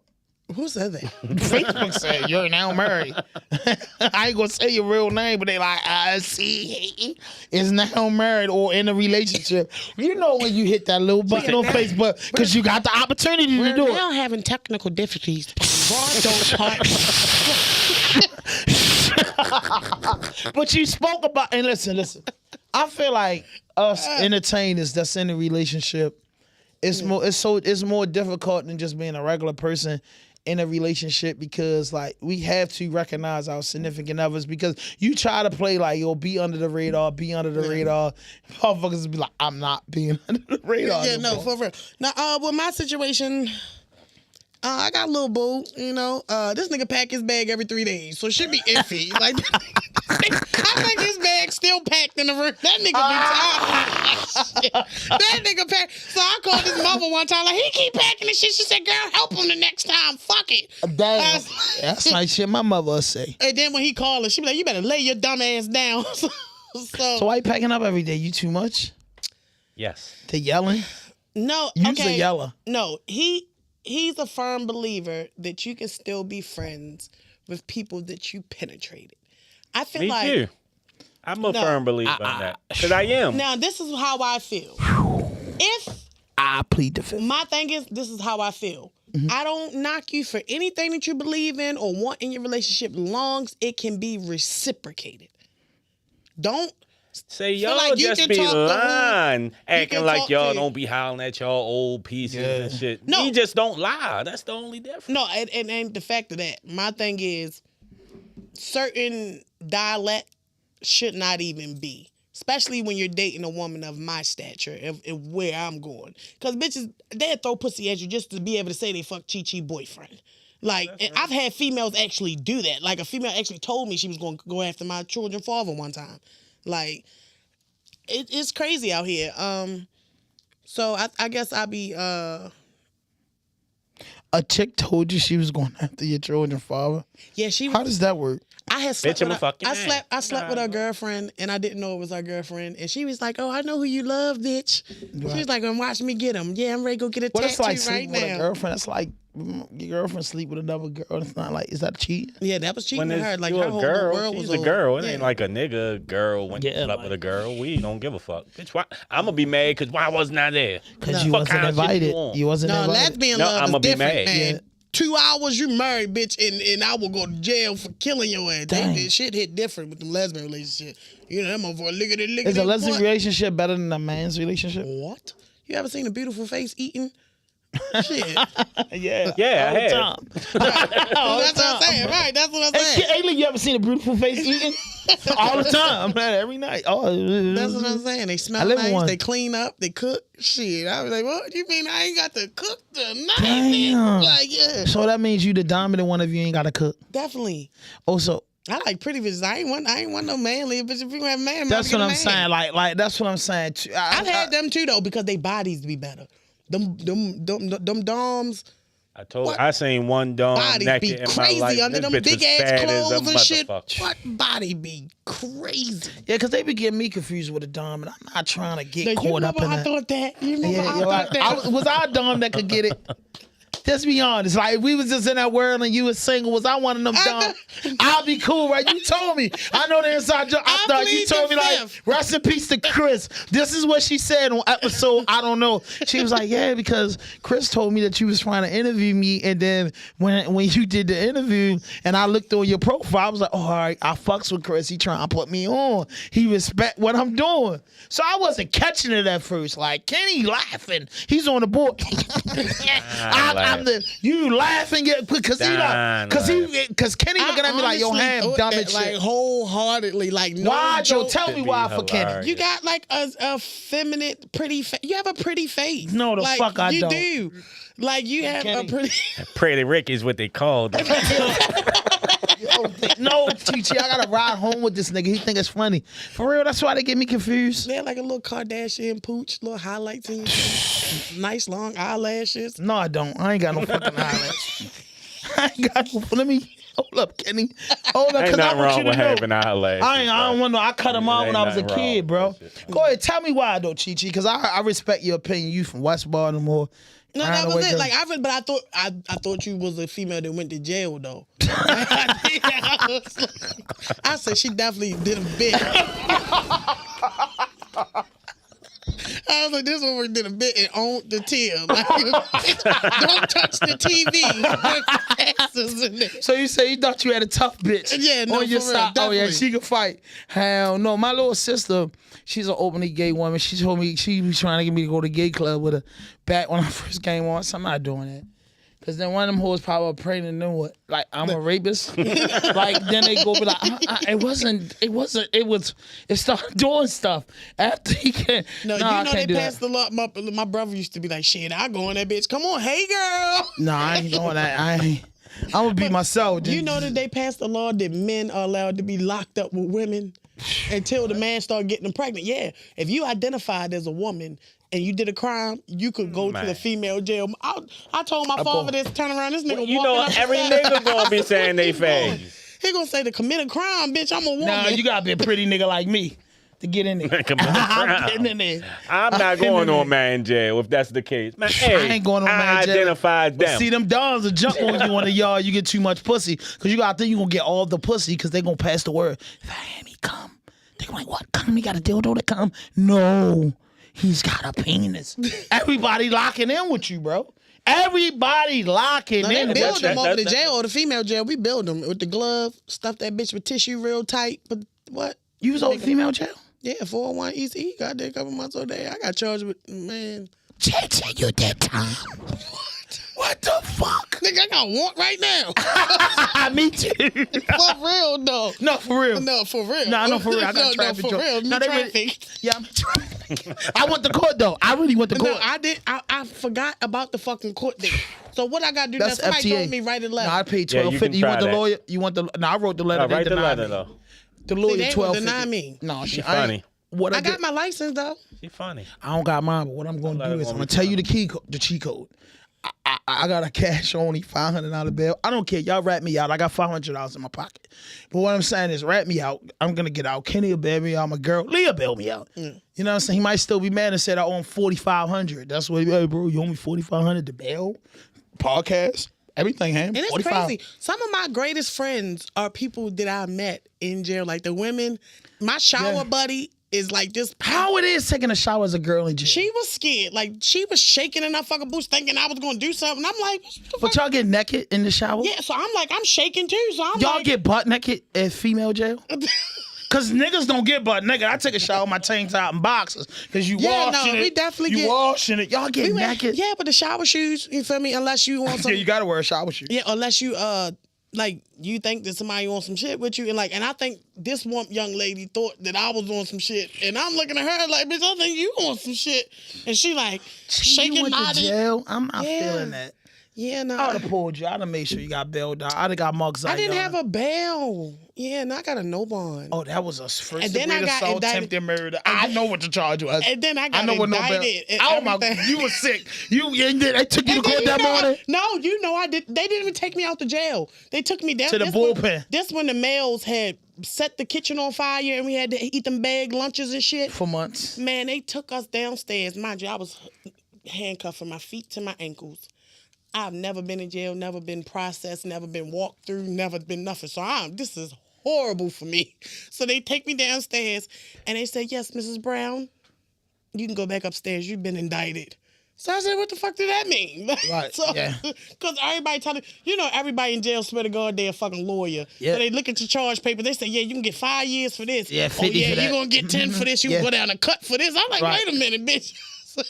Right. They done scared the shit out of me before I even make it to court. You definitely be scared, but you gotta have heart. So look, I made it all the way to court, right? I went like 3 months down from when I got indicted. Oh man, they kept you. No, I definitely missed. So you went for Christmas, your arraignment. You missed your arraignment because they sent it to you in the mail, and then you went for your original. And they gave me a hell no, they gave me a non-process. They threw it out. They told me, but I didn't know what a non-process was. Yeah. So I turned around to my grandmother and I was like, bitch, you gonna let them do this to me? Oh my God, it's over. Grandma. And she was like, girl, your dumb ass coming home. I said, thank you, ma'am. Thank you, Jesus. And she was just like, can I ask you one question, Chitara? Because my real name, Chitara. I know. So she was like, can I ask you one question? She was like, how did you get those curls? Aren't you incarcerated? I was like, yes, ma'am. How you get the curls? With the tampon. You know the tampon piece that come out the middle? I don't know. It's like a little roll around it. Yeah, and then you wrap your hair around it. So you was institutionalized. And pop the glove. You was institutionalized. I still had to be cute. And I was using shaving cream as the mousse. Shit, I was cute as shit in jail. No, that's what I did though. I remember in jail I had real long. I didn't have dreads. I had long ass hair though, about this length, and I plaited all my shit up and shit. You know what I'm saying? And made a headband around that shit. And when I got outside of time, huh? You know how to plait? I don't know how to plait, nigga. I know how to plait my shit. The fuck is you talking about? How to plait, nigga. I know how to do me. I don't do no man hair, nigga. I didn't ask you. Do you know how? It's a hustle in the joint how to do man hair. You know how to plait? I know how to plait. Could you plait your daughter hair? No. All right, then you don't know how to plait. I know how to plait my shit. If you couldn't play her shit, you can't. I wouldn't do it because I'm not a fucking girl, bro. I don't plait no fucking hair. You ain't gotta be a girl to plait your fucking daughter hair. What the fuck is wrong with you, nigga? I ain't no motherfucker. Yo, come on, bro. I'm not no Maggie, bro. I'm not no Transformer or no Maggie. You ain't gotta be none of that to do your kid hair. Did you do Gabby hair? Yes. And what you do? I throw that bitch in a ponytail, whatever I can do. I'm gonna do what I can do. I don't know how to braid none of that I'm not nice because when you do a girl ponytail, they gotta have the shit greased back. So you just can't do a ponytail like I do my hair. It's gotta be greased back. So I don't know how to do that. I don't know how to do the girl stuff, bro. I'm sorry, I don't. I gotta say that for y'all guys. I don't know how to do it, bro. I don't know how to do that. I don't know how to cook. You faking. I don't know how to cook, bro. I'm not faking about that. How you get fat and can't cook, man? Because my grandma, I lived with my grandmother and then my great grandmother and then girlfriends after that. That's how. So you saying bitches ruined your health? Because that's crazy. Before I got in the relationship, I was 218. Why? Oh shit! You know, I got the picture. I was living as a motherfucker. She saved me. She saved my life. But why you ain't learn how to cook though? That sounds crazy. Cause bro, I'm trying to explain to y'all. I grew up in a household with my grandmothers. So if you grow up in a house with your grandmothers versus your mothers, grandma always cook. You go to school for a certain amount of time. So that's why you know this by knowing my favorite meal is breakfast. Because we ate breakfast and dinner. I ain't really care about lunch because all I knew was in my house. I'm up to leave out the house at a certain time. Grandma always cooked breakfast. Grandma always cooked dinner. That's why lunch meat, all that shit cool, but I'm a breakfast and dinner type dude. That's how it happened, bro. We didn't have French fries and pieces on night shit and cook. My grandmother and them cooked a full base meal 7 days a week, bro. And 3 days out the week, they cook full breakfasts. You lived good, because we ain't getting no full meals 7 days a week. That was I lived with my grandmother, bro. I lived with my grandmother before. That shit wasn't happening with my grandmother. My grandmother passed when I was like 4. I lived with my grandmothers. They loved to cook. They were cookers. You see what I'm saying? They had my grandma, my great grandmother had 12 kids. My grandmother had 2 kids. Like, I don't know, bro. I just never had to do the shit. And then I always had a girlfriend, bro. Like, so once I got old enough and had a girlfriend, they like their mothers raised them up to wash clothes and cook, bro. I don't gotta do that. You gotta get money, bro. That's all I know. You gotta get money. So all my uncles told me you gotta work as a man. I'm gonna tell you what I was taught. In a house. I was taught you learn how to do everything for your fucking self, so you don't need nobody. I know how to cook eggs. I know how to cook sausage. I know how to cook oodles and noodles. I can make a hamburger. I probably can put some fries in the air fryer. I'm not gonna starve, but I'm just saying, bro. I can't make a roast beef, bro. I can't cook baked chicken and macaroni and cheese and collard greens, bro. I just fucking can't do it. And I don't got the patience to do it. Because for all that, I can fry a burger, put an egg on it, put some cheese on it, look at some shit on the restaurant, put a lettuce on it, a little spinach on it, mayonnaise, and it's delicious. I don't know how to go in that bitch, season the chicken or batter the fish and put it in there, bro. I'm going to get mad and I'm like, yo, is this supposed to look how Kenny shit look or how Cheche shit look? I can't handle it, bro. So I just say, you know what? I'll buy the rice and chicken if you could cook it. And see, my ass, I'm a cooking motherfucker, but I hate to do it.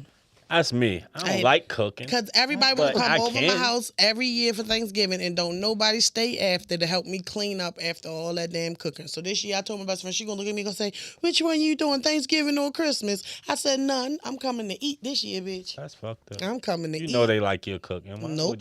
What's your favorite dishes? Your 3 top dishes you can cook? Baked macaroni. I love baked macaroni. Me too.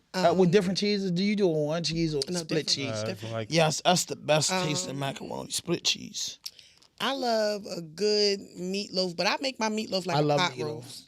It's because like with the curds, pot roast, the soft curds, but my girl, she put onions, green peppers, and eggs in her shit. Yeah. Like boil the eggs and then you got to get her to shit. put that onion dip powder. Oh, that onion dip powder, that shit be. My baby do all that. She don't play. You can put that in the salmon cakes or the motherfucking she put it in both. And it'll change your life. Change your life, baby.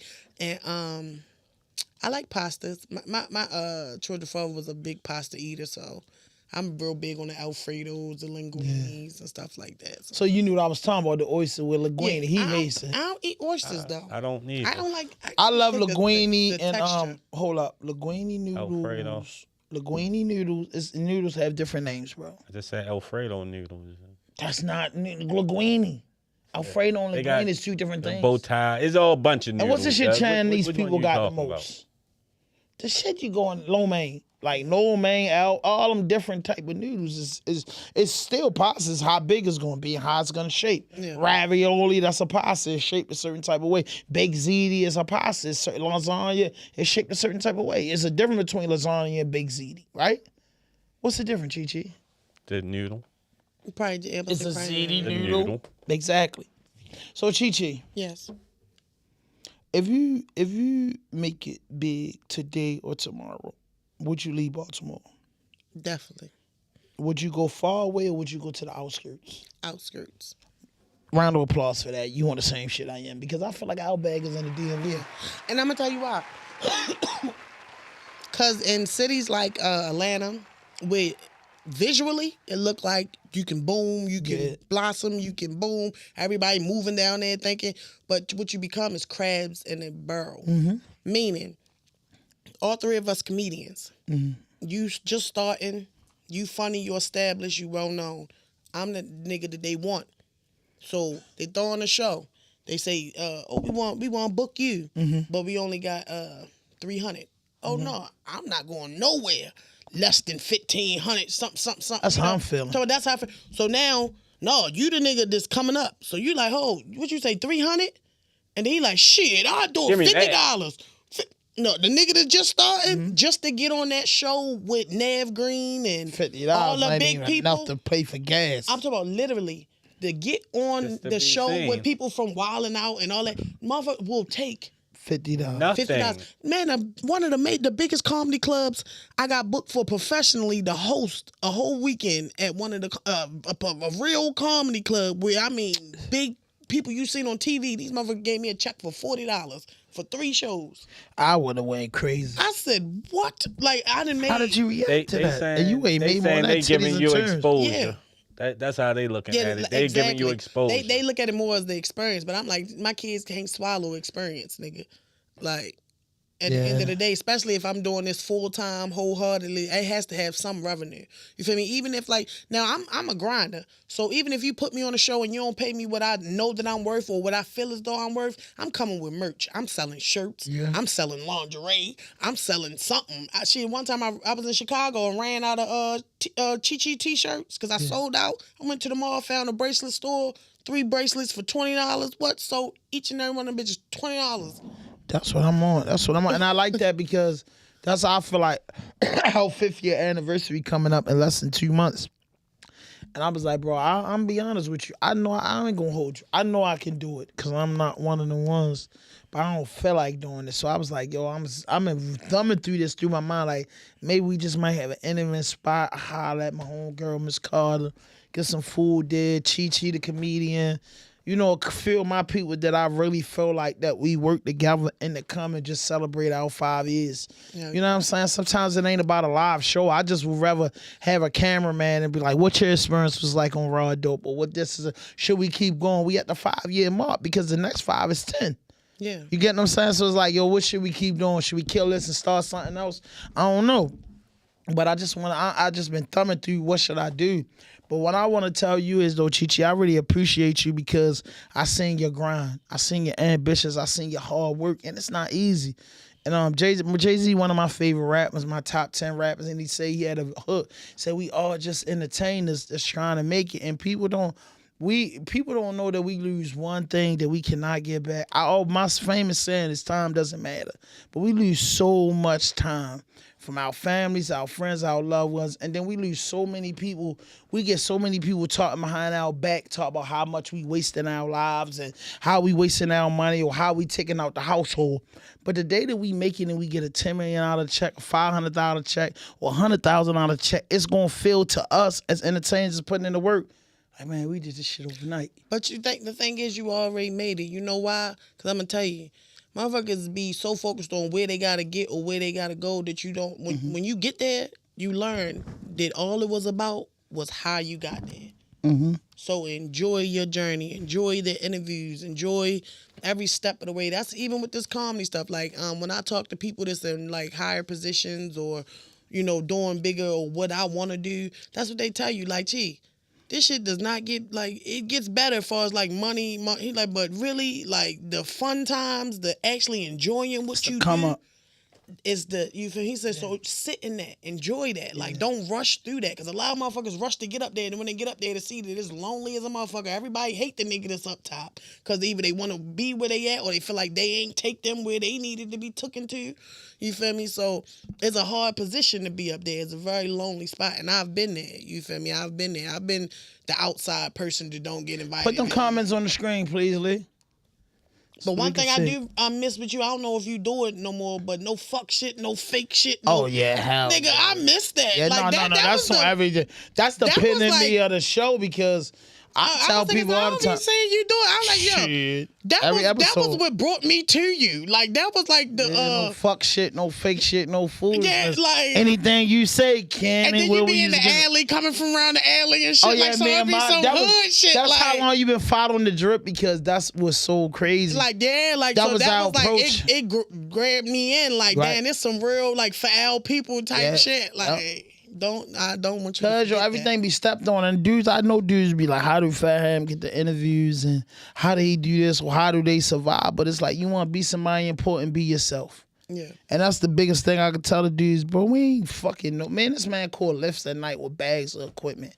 He had to go, this nigga got to go, I think he was Emerson Village. I don't know where the fuck he was at. He had to go around the corner for the podcast. I had to go out west bubble fucking. We did that shit and it was like, yo, something my coach used to tell me, excellent demand, sacrifice. Like, yo, bro, like, imagine what Jay-Z gave up. Imagine what Bernie Mac gave up. Imagine what Richard Pryor gave up to be who they is, bro. It's like you be more important to the people than you be to your family. Yeah, and you be hearing their stories. Like, if you go back and watch, like, certain documentaries that I watch, a lot of these comedians, like, came from broken places. Yeah. Like, a lot of, comedians are some of the most saddest, angriest people that you will ever meet in your life. Yeah, and it's crazy that we become addicted to giving what we don't have, which is laughter, which is happiness. We get addicted to giving it to you. It's because something that we don't possess. Like me, if you know about me, my mother passed when I was 12. I was a child of foster kid. You know what I've been through? You know, I've been in jail. It was public records. My shit's still on a case search. Like, so me too. I play with them things. Yeah, I do. Lady Dynamite. But I retired. That's I tell what they jokes. call my mother. I tell jokes now. But like, you know, but we be the brokest people, like, trying to spread joy. And the reason that I do it is because I feel like in this city here, boy, we can relate to every angle of pain that you can possibly relate to, from having somebody on drugs in your family to having somebody die, your best friend die, your family member die, not living the life that you want to live. I be looking out, seeing, like, people live their life or whatever, like social services. You know, these motherfuckers give you, cash assistance if you don't work. If you don't work, they'll give you cash assistance and housing assistance. But a motherfucker like me did work and struggling. These people gave me $14 food stamps. What in the 3 kids? What am I supposed to do with $14? Nigga, get 4 Lunchables and some noodles. Like, it's crazy. Like, this world, the way my city is set up, it's a sad environment. And if I can do anything to get anybody away from this shit, just for even the smallest bit of time, I'm happy to do it, you know. Yeah, because my girl don't understand why I take rides and just don't get out the car. And I'll be like, yo, sometimes, sometimes just the for me it's a healing process and it's an adrenaline rush just to get away from my madness, bro. Like when they say welcome to another state, oh, my stress go away. How serious, you're like, oh, my girl will tell you, like, yo, start talking. If we go somewhere, like, I whole time there, and then as soon as I say walk, I just feel relief. Like, I don't gotta be this type of person. But imagine how many motherfuckers is where you going to getting relief feel like they need to leave from where you going to get their relief. Like, I feel like that shit, everybody can relate to struggle or pain. Not enough people can be happy and laugh. So that's why I'm big on it. Like I'm big on it, and I'm gonna be 98 still doing comedy. Like I'm gonna be real raunchy when I'm older. Like I stay away from dick jokes now because I'm pretty, I'm thick. They already think, oh, she where she at? Cause you feel me? Yeah, she cracked a couple. No, nigga, I'm funny. Right. Come see about it. Y'all can't guard her. I'm playing that. Hey, my man Chris left, and I'm glad that he made that bond, with us and that connection. And he was cheering for you on that side. Like, yo, you gotta get my girl. He called you by your real name. I swear to God, bro, I'm telling you. Yeah, that was my mechanic. Yeah, I love exactly, he was a man. Good, exactly. spirited brother. That was like a solid friend of mine. Yeah, and I never. He told me that. We ain't never like no dealings or nothing. That man has always been my friend. Like even just from just being there during my childhood, seeing that I didn't have my parents, like where I was coming from. He just always was just a genuine friend, always making sure that I was good, always extending his hand. Like, I go up there, bitch, my car done broke down, that motherfucker be boop, boop, boop. Yeah, Chris gonna figure it out for you. He be like, yeah. Figure it out. Tell them where they can find you at on social media, Chi. Make sure y'all follow me at Cheche the Comedian 1, CHE Comedian 1. It is my backup page. They took my first page because I was talking about gay burgers because Burger King had gay burgers, and I said, come on, now, if Burger King got to be gay. And I was like, because who Burger King? What you mean gay burgers? They had top on top, bottom on bottom buns. You could go to Burger King and they were celebrating the LGBT burger. Yeah. And I didn't have nothing against and I told him that. I don't have nothing against the LGBT Crayola community. And that's where it started. And then I was like, ain't no gay meat going in my son's throat. And when I said ain't no gay meat, what? Them motherfuckers, what? They blew it. What you said? What are you? Gee, that's some shit he would have said. Hey, yo, I ain't taking my son to Burger King. But listen, I gotta tell you this, man. Shout out to everybody tagging in. King Jack, he left a comment and said it's coming. Candy Cane said it goes back to do you take opportunity and humble yourself, and do you worry about being paid one? She also said that makes your dream follow your heart. Hey, yo, there's only one Lady Dynamite. I called you Lady Dynamite because my mother caught attempted murder back in the 80s. And when they locked her up, they called her Lady Dynamite. So, yeah, my mother told me, like, yeah. I was really hurt when my mother got locked up for attempted murder because they told me, like, yeah, your mother gonna be gone for a long time. Same shit you went through. And shout out to all the foster kids and shout out to all the kids that was took in front of their parents and had to live with an aunt, uncle, or grandparents. It ain't easy. We adapt. But it ain't easy, like growing up with your mother and your father. I don't care if you go with your grandmother, aunt, or owner. It's nothing like being with your at this point, I could call significant others. Because my daddy and my mother was my significant others, bro. And when you get taken away from them, it's different. There's a lot of kids that became homosexuals because of this. There's a lot of kids that became lifers because of this. There's a lot of kids that's in the dirt because of this. There's a lot of kids that abuse drugs because of this. Because of foster home and foster kid. If you're a foster parent, don't take no child or nobody else's responsibility if you ain't ready to be that parent or at least be that role model. Because most foster kids walk in a situation knowing you're not their mother or father. They just hoping that you are a mother and father figure, that you're not trying to touch them. You're not trying to do no fuck shit. It ain't all about the check. And love don't cost a thing, man. So listen, man, y'all looking at this now, hit that notification button, hit that subscribe button, drop a like, leave a comment. No fuck shit, no fake shit, no foolishness. Anything you say can and will be used against you on the internet. RawDope Podcast.